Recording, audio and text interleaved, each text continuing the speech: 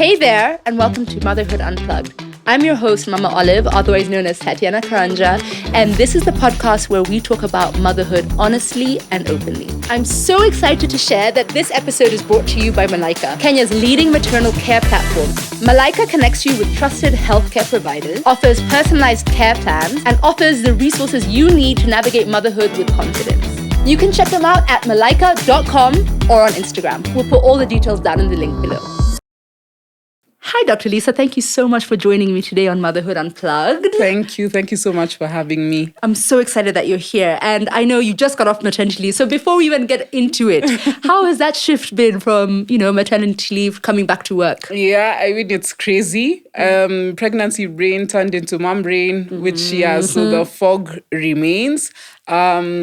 But it's fine. I mean, coping, taking it a day at a time, literally a day at a time. Yeah. Right. Yeah. That's I don't even want to see a picture. That's why I haven't asked, because I know once I see pictures, baby fever. I have it badly. And really? I'm like, 3 is really the limit. I mean, no, once you do 3, you can even do 5. You can do 6. I mean, don't tell me there's no time. difference. Yeah, really. But I wanted to see, since as you're a mom of 3, what do you think that motherhood has shifted or changed the way you operate as a doctor, as an OBGYN? Yeah, 100%. 100%. I think, I put myself in the shoes of now the moms that I see, because I've been there. I've felt every emotion. Right. So there's nothing that's too trivial. Right. And it's not just the science part of like, oh yeah, you're growing the baby. Are you eating right? Are you taking the right supplements? Okay, this is the next step. And then now you deliver, and then postpartum, and then you get back to it. Right. I think there's so much more that goes to it, especially psychologically, emotionally, mentally, everything. Some things you can't even explain to anybody. You can't explain like a mom's intuition. Right. And I think so those are the things that now I feel like I pay a lot more attention to. Right. And also just checking, how are you doing? Because it's a shift. I mean, even if it's your 5th pregnancy, it's still a shift. Yeah, Absolutely. there's still an emotional and mental shift. Right. And even after delivery, there's still that. So I think just looking into the mom herself and being like, how are you? Like, really? And how can we, just help you through that? Yeah. That's beautiful. Yeah. As an OBGYN, so maybe you can explain now what your role is at Malaica. We've just heard from Jane Gatti about what Malaica is, and I explained just how excited I am about Malaica being here, because again, this is why I started Motherhood Unplugged, that community for moms. You've even just talked about supporting moms. It's so important. Yeah. How are you doing? That's a question I never got. It's just, let's check the baby, as you're saying, like, what are you eating, blah, blah, blah. Yeah. When was your last, I can't even remember those questions. Nothing about me. Yeah. So I love to see that approach. And maybe you can share more of your role at Malaica, what it is you do there, and how it is that you operate at Malaica. Yeah. Right. So I'm the medical director of Malaica. So all things medical, deal with that and facilitate that. And I'm also a consultant obstetrician gynecologist. Right. So I do also see some moms from time to time and also deliver them as well. Right. So that is my role. Right. Okay. Yeah. What surprised you about your own journey in motherhood? Could you share maybe 1 or 2 of the things that, throughout your journey that you weren't aware of as an OBGYN, or you hadn't come across? Right. Yeah. I think it was really the first thing was just the fact that when my firstborn was born, I mean, it was all good. You're anticipating this baby, and the baby is fine, and they're there. But like that automatic, like, this is my heart beating outside of my body. Immediately he was born. No, it was more like, okay, you're here, so you're new. Yeah. Like, I love you. Yeah. You're a baby, but I really don't, like, I'm not like, wow, I'm like, this is just a new journey. So I think that also threw me off, because then you're like, oh, am I a bad mother? Mom. Do I really like love my baby for real? Other people look like they are. Will I, know? And then just the drop in the hormone shift also has an effect just on you mentally. So there are days that you're really just feeling down, especially the first 2 weeks, there's postpartum blues, which happens in like 80% of women, to be very honest, in the first 2 weeks. Right. And it's just that where you're just feeling down, you're feeling sad, and you don't know how to explain it. You may have a complete support system. Right. Like, the house is full. Yeah. But you still feel sort of isolated or alone. Going through that. And it's also just because of the hormone shifts. Right. So I think I also was surprised by that. And that's why I say that it was like, okay, this is serious. Yeah. So when someone says, I'm feeling sad, or sometimes you're asking during an appointment, how are you feeling? And they're like, I feel a bit down, but I'll be okay. I think that I'm feeling a bit down, that down is like, You need it's to real explore down. it. Yeah, you need to explore it. So I think that's what surprised me. Right. Especially with my firstborn. And then I think with now the other kids, it's just that every pregnancy is different. Every postpartum period is different. And you'll always feel like a new mom all over again. So, right. Yeah. That's very true. I think I had the exact same experience as you, because even with my first one, I was also expecting, you just fall in love with the baby. Yeah. Oh, of course, I loved her, but I'm exhausted. Like, please, can you guys stop touching me? Stop talking to me. Everybody get out. I just want to sleep. So I also remember having the same feeling of, okay, but how come everyone else says that they're so in love and there's like everything disappears? Which is. And in fact, what I wanted to touch on, which you said before, was your intuition. You listen to the mom's intuition. Yes. And that's a big thing. That's because it sparked something in me, because I read something that doctors, even you might not see that there's anything wrong with the child, but because a mom has said something, you will run extra, or maybe it's not a practice here, or in the States I read, they'll run extra tests because the mom has an intuition about something. Yeah, and I feel like it's happened like more than 50% of the time. Really? Yeah, like where they're just like, I just don't feel like the baby is fine. And then you're like, okay, we've done everything, the baby is fine. I mean, sometimes you're like, okay, just calm them down, see what anxiety it is. But if it's very strong, sometimes you're like, okay, let's just admit you. Let's just see how things are. And then you end up seeing an emergency like a few hours later. That's so interesting. It's good to trust and just listen to someone's intuition. If they're feeling like there's something off, like always listen, just do the tests, just admit them, tell them to come to clinic, never dismiss. Right. Yeah. I think the problem that I'm seeing here in just regular visits that I go, because now I have 3 kids, so we go quite often. One thing that I see is that we just go in and it's quickly like, let's just take either an x-ray, firstly antibiotics for everything. That's what I see. I don't know. Oh, she has a cold, antibiotics. Oh, she has antibiotics. And I'm like, okay, but can we, I don't know. I feel like I'm really rushed in some of the waiting areas that I go to. But then on top of that, I also went through that period where I had such an intuition about Mali, my second born, at the beginning of this year. And it was the whole year through last year, and no one was taking me seriously. So that's why I'm really feeling, I really love the way you're saying that I really listened, because for me, it was no one listened to us the entire year last year. Wow. And then at the beginning of this year, she had some actual like intestinal issues. And she had to have the I don't know, that thing that goes, and she was completely backed up for the whole intestines. And I was like, you see, we've been saying this, but no one, because everyone was just feeling, and she's fine. She's fine, So it really means a lot to me as a mom when we go to somewhere where they really take mothers seriously and they really actually, go a little bit further than just antibiotics, go home. Yes, exactly. True. So what do you think it is about Malaica that sets you apart also from some different facilities that we have here? I think Malaica is wonderful. First, a wonderful place to work at. But I also think it's just the continuous care, like end-to-end care. Right. Like I find out I'm pregnant, and 6 months after delivery, we're there with you the whole way. And it's not just you come to clinic, because a lot of the time you go to the clinic, you talk to the doctor, talk to everyone around there, and then you go home, and then there's like a blank time where it's you, Google, ChatGPT, and friends or whatever, just discussing things.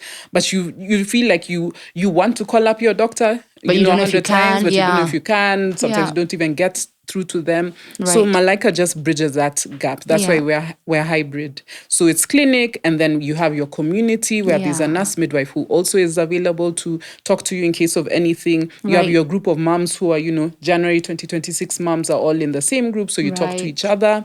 There's an emergency line in case of an emergency. You can always call. Oh, amazing. So there's always hours. that. Yeah. Oh, okay. So there's always that there's that continuous care. So you form a community and you always feel supported from every end. I think that's so important. Yeah. So important. I was just saying to Jane, I really wish I had that on my motherhood journey. Yeah. So I'm really excited for people to hear more about that. Yeah. And I really wanted to know about what are some of the things that have happened as an OBGYN or delivering or with a pregnant mom that's just been extremely shocking, or, something that you're just like, out of this world. I think there are so many things that happen that we don't realize. Firstly, like you said, we're all different. We all go through different pregnancies. Right, yeah. But I'd love to know if you have any interesting stories of something that has happened and it shook you a little bit. I'll try to think of the good stories because, of course, there are the bad ones, which that's something else altogether. I don't know. I'm really trying to think of some without also giving things away. Okay, yeah. But I think the interesting ones are sometimes the songs during delivery that someone decides, like, now this is my delivery song, so let's run through it. And there was someone who she really, she had a song that she was very specific, and the pushing time just took longer than normal. It took like an hour. Okay. And so whatever, like, the chorus that she wanted when the baby is coming out, had to keep, like, let's repeat it. Okay, so let's repeat it. And and some point it was too loud. Cool. And you're like, okay, maybe just lower it. Let's figure out why you're pushing for so long. Is there something wrong? Yeah, so I feel like we just kept repeating and repeating and repeating, because it's like, okay, now, okay, push. Right. And then the baby's head is not really coming out. And then it's like, okay, stop the song. And then now when it's again play. So yeah. That's so interesting. Firstly, I didn't even know we could do that. I've never been told that we can request a song. Yeah, I never knew we could have a playlist. You should. I mean, people should have their playlists just to get them through. That is different songs. People are so different. Wow, I genuinely feel like that would have really calmed me down. I had no. Okay, good, moms. If you're listening and you want to have a playlist, please request. At least with Malaica, you can. Yeah, for sure. And anywhere, to be honest. Wow. Okay, that's pretty cool. I didn't know that. Yeah. And then, as an OBGYN, I also wanted to know a few things about, what shouldn't you be doing as a mom? There are so many horror stories, or not necessarily horror stories, so many, let's say, myths that I've heard. Yeah. And I don't know if it's accurate or not. I know in different countries we practice different things. For example, here we can't eat sushi. I know in Norway you can, for example. So are there some of the things that, we are getting told here that maybe necessarily aren't true anymore? Is it more traditional? Or are there some things that we are doing that we shouldn't be doing? Right. There's also people who are like, you can have one glass of wine while you're pregnant, and some people are, you absolutely cannot. So maybe can we go through some of those?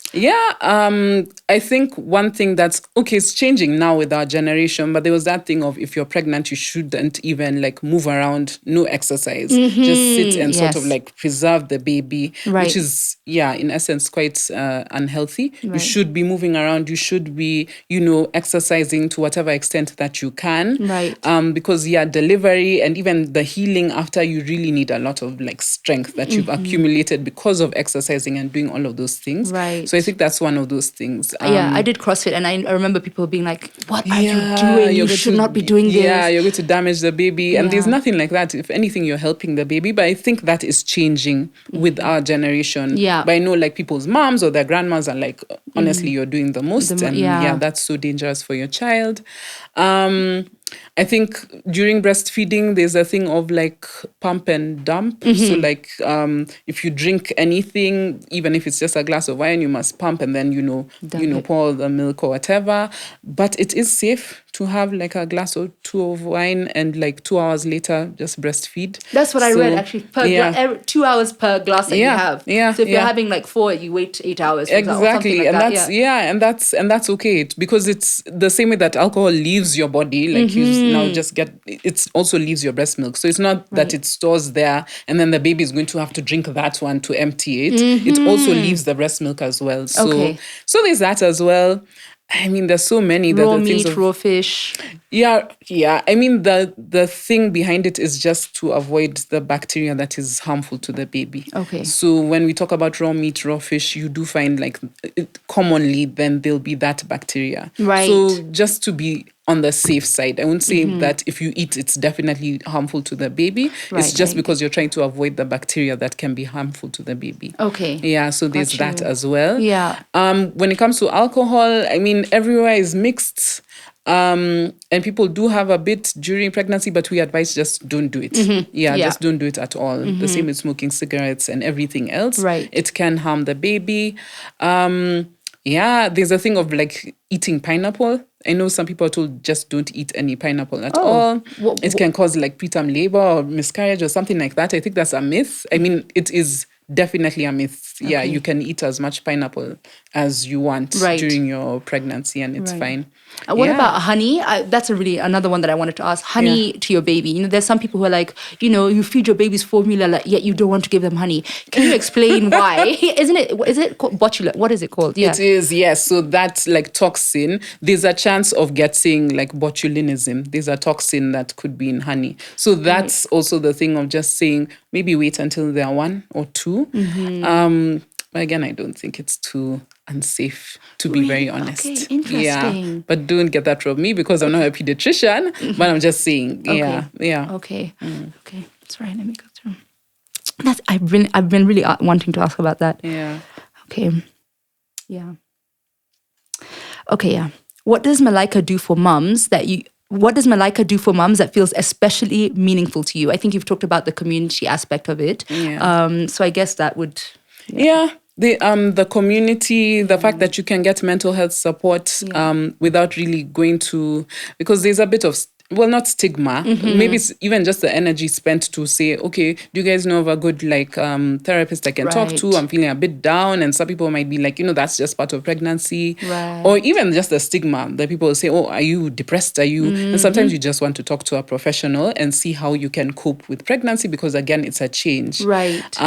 So the fact that Malaica already has that readily available. Right. Yeah, it's already okay, do we get you someone? Can you talk to them? It can be virtual, it can be physical, but there's that availability. Yeah, you don't have to go searching for anything. You don't have to. And so that removes the stigma and all of that thing of, I don't have the energy to actually check. Definitely the community, and also the fact that you walk with your doctor from the beginning till the end. Yeah, just having that, it's like you form a family. Yeah. And I think that's important. Yeah. I think it really matters for all the moms. And then at our clinic, we try our best just to have the short waiting times and not to have the typical you're there and you're waiting for 5 hours to just be seen. It's just sort of let's respect someone's time. Right. You've come on appointment basis.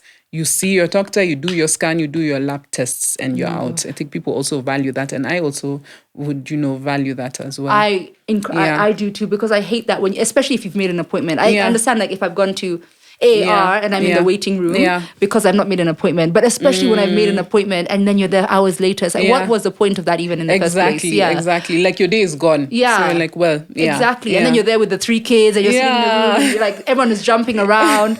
Yeah. It's so frustrating. So I think those are some of the things. Some of the things that I really like about Malaica. Okay. Yeah. Amazing. Have you ever seen anyone with the same? Oh no, let me actually not, because we're not trying to advertise any other company. Right. Yeah. Let me not even start there.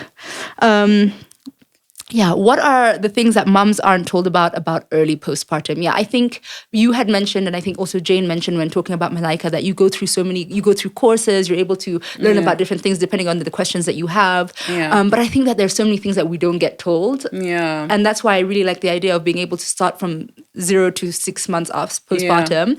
Yeah.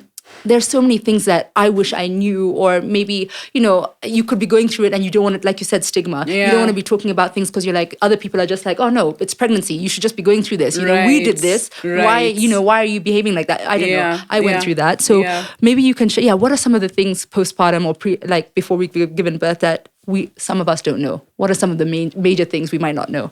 I think one of them we just spoke about. It's the contractions after birth. Oh, yes. There's that. That's true. I guess everyone knows about the placenta. What's shocking is that some people just don't imagine that they'll continue to bleed for up to even 2 months after delivery. Some people genuinely actually don't know. They expect the bleeding to stop. I didn't know that at all. Yeah. And then it's not like bleeding. It's at the beginning. It's firstly, I don't know what that is. I was shocked. That's a lot of blood, clots and everything. Yeah. But it's just your uterus now just getting back to normal, basically. Right. And so you're bleeding so that everything just gets back to normal. On average, it will stop maybe 6 weeks or so. But for some people, it continues till 8 weeks. Wow. Yeah. And so that's one thing that people should know, because sometimes people are and I continued bleeding, and so that was terrible and that was negligence. And you're it's actually natural. Normal. Mm-hmm. Yeah. I think there's that. Try to think of other things. It will come to me soon. Yeah, I'm trying to think, what were some of the things that I went through that I feel... Yeah.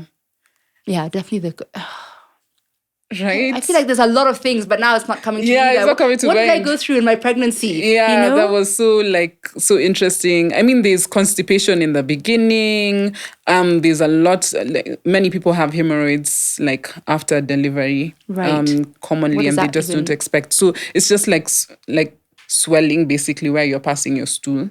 So sometimes it's hard, or you actually feel like there's something like really out of where you pass your stool. Right. And sometimes it bleeds and then it just disappears after time. Okay. But it's just one of those effects that's there together with constipation. What else is there? Feel like there really is just so many things. Right. And also the myths around baby sleep.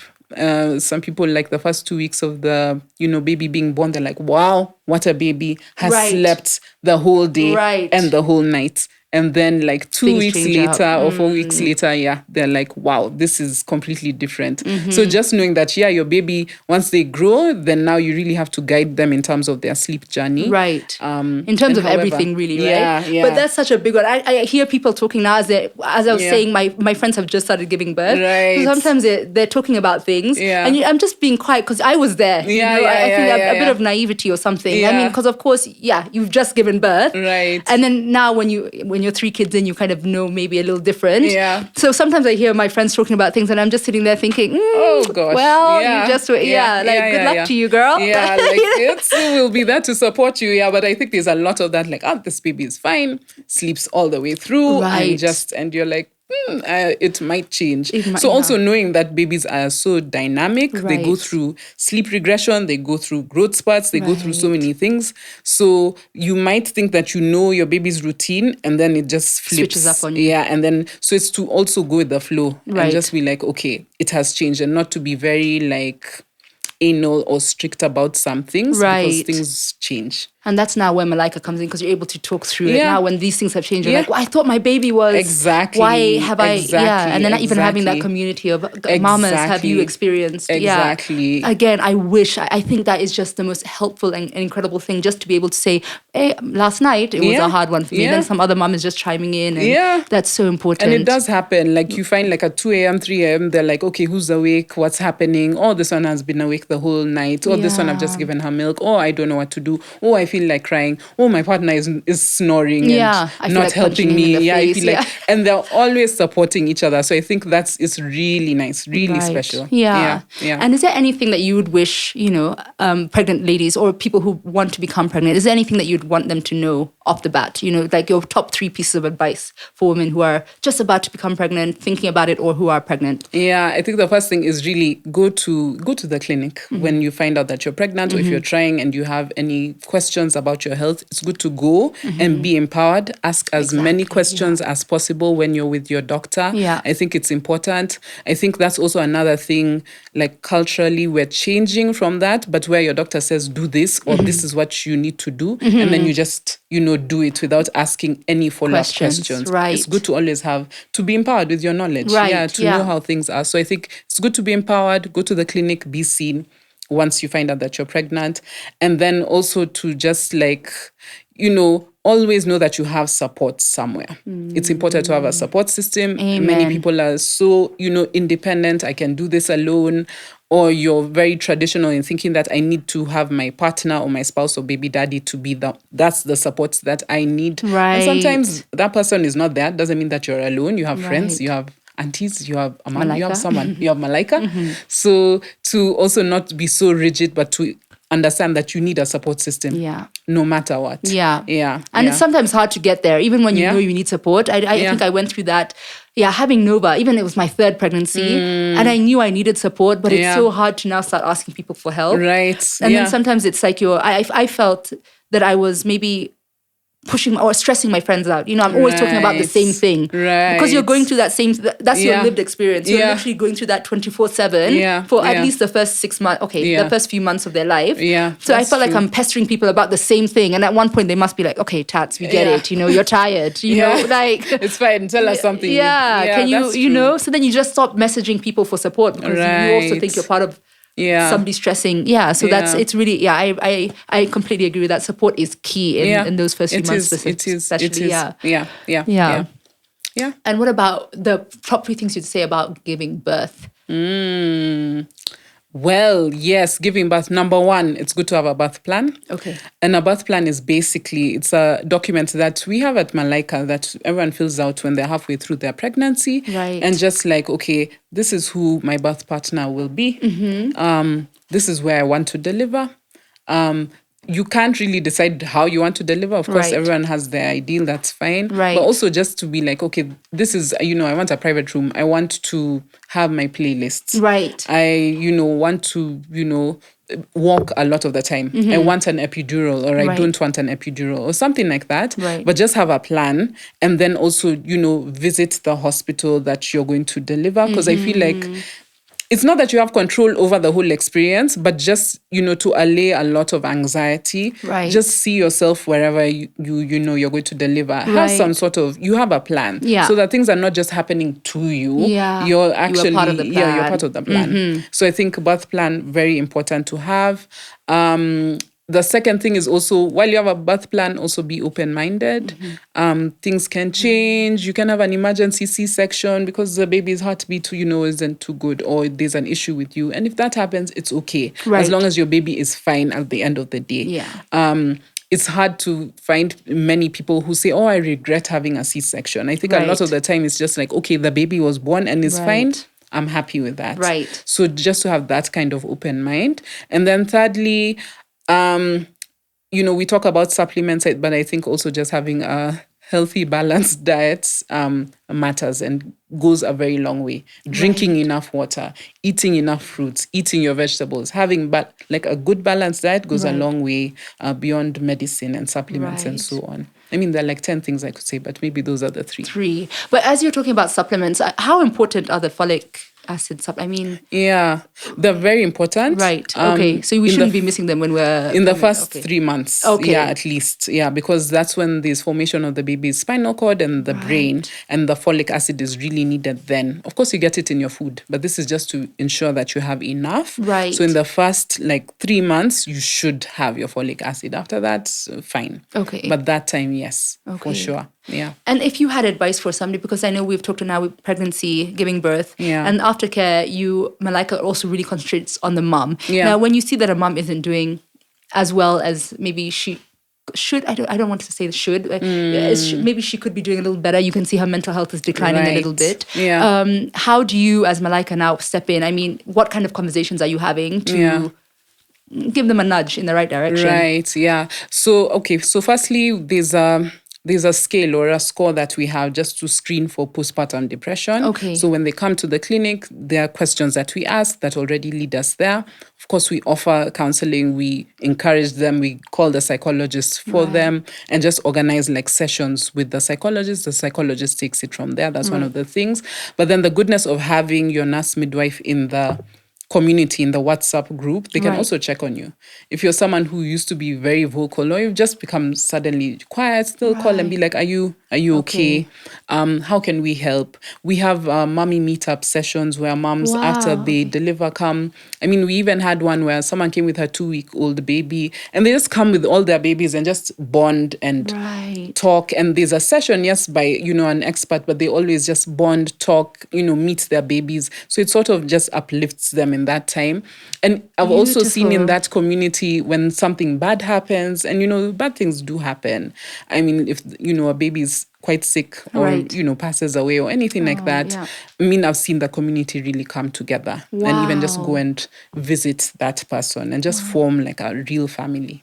Wow, that is so beautiful. Yeah. Honestly, no, that's so beautiful. Yeah. And aside from, maybe mental health declining, are there other things in those 6 months that, aside from the baby now, the wellness checkups that the baby do and the vaccines and all of that, is there some other things that the moms maybe go through for those 6 months that you are staying on top of? Yeah. Well, okay, so they do have their visits with the OBGYN, the 2-week visit, then there's a 6-week where we also discuss family planning. And I mean, they can always come whenever they want to. Yeah. But then they also get every week they get a message. So a message is, okay, you are now, 3 months postpartum. Wow. Okay. take this, or how you're feeling, just to do with whatever stage of postpartum that you are. So you also have messages to support you all through. And then we have like educational, webinars online where now the moms come up with the topics. They're like, okay, I want to discuss, partner support or sibling rivalry or sleep in babies. And then at least then that is discussed, and they get the webinars and they get all the questions answered. Wow. So there's that support even after. Can somebody join now as with older kids? Are we able to join now? No, we haven't reached that point. Our niche is really just in that pregnancy to 6 months postpartum. Right. Because I'm also dealing with sibling rivalry. Right. I'd also like to join that webinar. Yeah. Okay, wow, that's amazing. I love that. Yeah, for sure. Yeah. All right, so it just ends there. After the 6 months, is it that now they... Yeah, I mean, we transition you. Right. So you continue with your pediatrician and so on and so forth. But in the future, right, I think we'll continue. Yeah, I can't wait. Yeah. And what about their therapist? I mean, that's now somebody they can continue. Obviously, they continue with. Right. Yeah. Okay. For sure. For sure. Amazing. That is fantastic. I genuinely want to be part of this program, but I don't have... I mean, number 4. Yeah, exactly. Just go ahead, number 4. That's fine. Exactly. Yeah. Okay. Well, if there's anything for a parent out there that you'd like them to know, or maybe like a piece of encouragement from Team Malaica, or something that you'd like them to know, what would that be? Malaica is there for you. Always. I mean, it's we're not just, sort of selling Malaica or anything like that. Right. I really believe in it. I believe that this is something that is needed, especially in our culture. So I would say that reach out, and it's important to always have like support systems or just ways to reach out for help. Never feel like you're too independent or too, like it's abnormal or anything like that. Right. I think it's so important for people to reach out. I mean, that's the reason why there's community, there's friends, there's family. Yeah, right. People say no man is an island. That's the truth. It is. Yeah, that's the absolute truth. And we've moved away from family. Yeah. So we don't have that village anymore. Yeah, we don't. We don't. Yeah. So I feel like people should really lean into that. And if you don't have one, then reach out, go to programs like Malaica where you can just be a part of and find family there. Right. Yeah. Really beautiful. Yeah. Thank you so much, Dr. Lisa. Maybe you can share where we can find you. Or yes. So Malaica Clinic at Dekio Plaza. That's on Gong Road, first floor. You'll find the Malaica Clinic. It's right after Prestige Plaza. Right. Yeah. Okay. Can we find you personally anywhere, or you? I'm there. Okay. I'm there as well. Yes, I'm there as well. Fantastic. Yeah. Thank you so much, Dr. Lisa. Thank you so much for taking the time to be on Motherhood Unplugged. This was fantastic. Yeah. Thank you for having me. Yeah, I genuinely, as you were saying, you genuinely believe in it. I'm really just so grateful. The moms really need these spaces. Yeah, they do. Yeah, it's the most isolating journey, and we really need that support. Yeah. And I also would just love to echo what you're saying about support, because that is, I think, the thing that I was missing most. Yeah. And that's, I feel like, where I went, that's when I had my lowest of my low days. And if you just have that group of people around you that can uplift you or just make you feel a little bit sane in those moments, it goes such a long way for your mental health. Yeah. And then you also show up better for your kids because you're in a better mental state rather than, raging around and being angry with your kids. Exactly. And everyone else around you. That's exactly. True. Yeah. Because they feed off your energy. Exactly. And then they also want, Mom, like, why are you going, what's so I'm so, mamas, if you need that support, if you're pregnant and you're going through it, Malaica's here to support you. And thank you so much for taking the time. Yeah, thank you for having me. Thank you.